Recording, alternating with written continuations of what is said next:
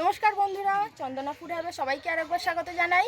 তো বন্ধুরা দেখুন, আমাদের উঠোনে কত ডিমের শাক বেরিয়েছে, একদম ভর্তি হয়ে গেছে এ মাথা থেকে ও মাথা অবধি।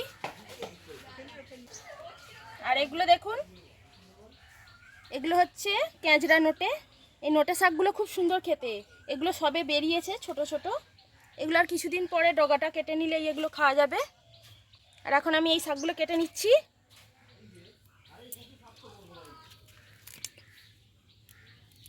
এইগুলো এইভাবে তুলে আর পাতাগুলো খালি এইভাবে বেছে নিলেই হবে। এই যে পাতাগুলো এইভাবে বেছে নিলেই হবে। তো আমি এখন শাকগুলো সব তুলে নিচ্ছি। বন্ধুরা, এই শাকের বড়া খেতে কিন্তু খুবই ভালো লাগে। শুধু বড়াই নয়, আলু ভাতে দিয়ে এই শাক ভাজা করে মেখে খেতেও খুব সুন্দর লাগে। আর এগুলো তো আমাদের একদম বাড়িতে হয়েছে, বাড়ির উঠোনে। তো বন্ধুরা, শাকগুলো আমি পরিষ্কার করে ধুয়ে নিয়েছি। এবার এগুলো আমি বেছে নেব। এই যে পাতাগুলো খালি নিয়ে নেব। তো বন্ধুরা, শাকগুলো আমি এইভাবে বেছে নিয়েছি। আর এই পকোড়ার জন্য আমি এখানে বেসন নিয়েছি, পেঁয়াজ কুচি, গাজর, কাঁচা লঙ্কা, কালো জিরে আর একটু অল্প করে আদা রসুন বেটে নিয়েছি। তো আমি এখন ডিমের শাকের মধ্যে সব কিছু দিয়ে ভালো করে মেখে নেব। তো এখানে যা যা আছে আমি সব কিছু দিয়ে দিচ্ছি। গাজরটা আপনারা দিতেও পারেন, নাও পারেন। গাজর দিলে খেতে ভালোই লাগে। এবার পরিমাণ মতন লবণ দিয়ে দিচ্ছি। এবার একটু হলুদ গুঁড়ো দিয়ে দিচ্ছি। কাঁচা লঙ্কা তো দিয়েছি, অল্প করে একটু গুঁড়ো লঙ্কা দিয়ে দিচ্ছি। এবার বেসনটা দিয়ে দিচ্ছি।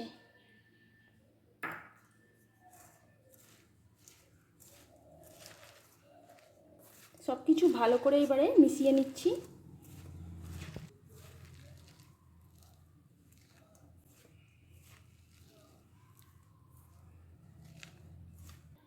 তো বন্ধুরা, এটা হচ্ছে চালের গুঁড়ি। পকোড়াটা যাতে বেশি কুরকুরে হয় তার জন্য আমি চালের গুঁড়ি দিয়ে দিচ্ছি একটু।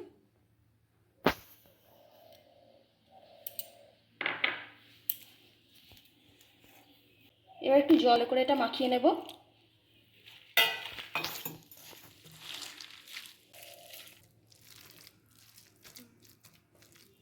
এইভাবে আমি মেখে নিয়েছি। কড়ার মধ্যে আমি সাদা তেল দিয়ে দিচ্ছি। তেলটা গরম হয়ে গেছে, এবারে পকোড়াগুলো আমি ভেজে নিচ্ছি।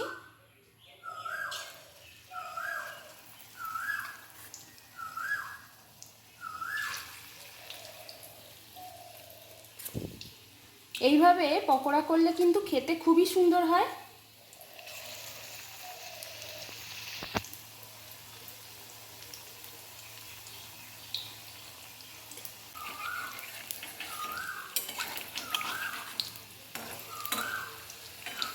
তো বন্ধুরা, যারা আমার চ্যানেলের নতুন দর্শক, প্লিজ চ্যানেলটিকে সাবস্ক্রাইব করে আমার পাশে অবশ্যই থাকবেন।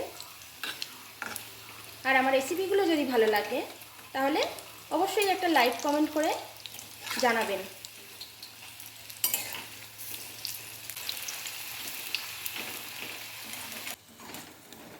এগুলো ভাজা হয়ে গেছে, দেখুন কত সুন্দর হয়েছে আর কতটা ফুলে গেছে।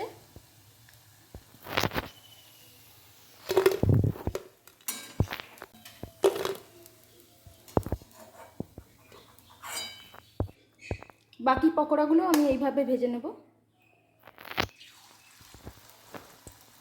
তো বন্ধুরা, এই শাকগুলো কিন্তু একটু তেতো খেতে, কিন্তু যাদের মুখে অরুচি লেগে থাকে, কোনো কিছু খেতে ভালো লাগে না, তাদের পক্ষে এই শাকটা খাওয়া অত্যন্ত জরুরি। কারণ এই শাকটা খেলে মুখের অরুচি কেটে যাবে। আর এমনিতেও এই শাক খাওয়া শরীরের পক্ষে উপকার, যেহেতু এটা তেতো শাক। সবগুলো ভাজা হয়ে গেছে।